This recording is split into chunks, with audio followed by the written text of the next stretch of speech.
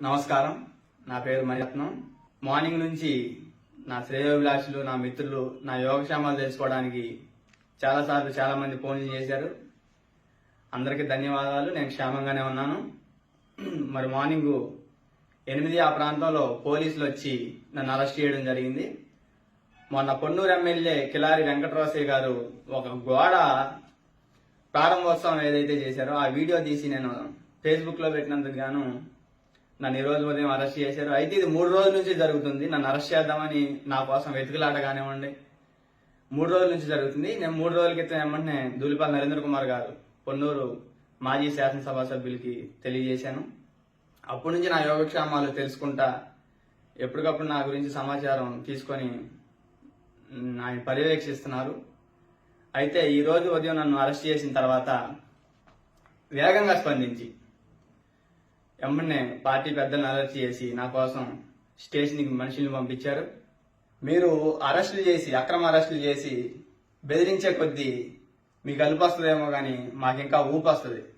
మీరు అక్రమ అరెస్టులు పెట్టి మమ్మల్ని భయపెట్టినంత మాత్రాన మేము భయపడేది లేదు, వెనకడికి వేసేది అసలు అంతకంటే లేదు.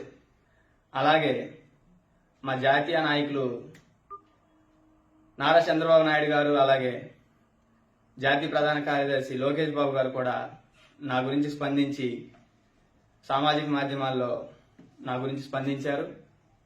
మరి అలాగే బ్రహ్మం చౌదరి గారు, నాదెండ్ల బ్రహ్మం చౌదరి గారు, మరి చింతకాయల విజయాన్న గారు, మా సోషల్ మీడియా ఇన్ఛార్జ్ గారు వేగంగా స్పందించి నన్ను బయటికి తీసుకురావడంలో కీలక పాత్ర పోషించారు. ఒక సామాన్య కార్యకర్తని, ఒక దళితుడినైన నా పట్ల పార్టీ చూపించిన ప్రేమ, ఒక జాతీయ స్థాయి నాయకులు స్పందించిన తీరు అద్భుతం. అసలు దళితులనైనా చాలా మంది పట్టించుకోరు అసలు వేరే పార్టీలోనైతే. సోషల్ మీడియా కేసులు అయితే మీరే చూసుకోండి మాకేంటి అంటారు.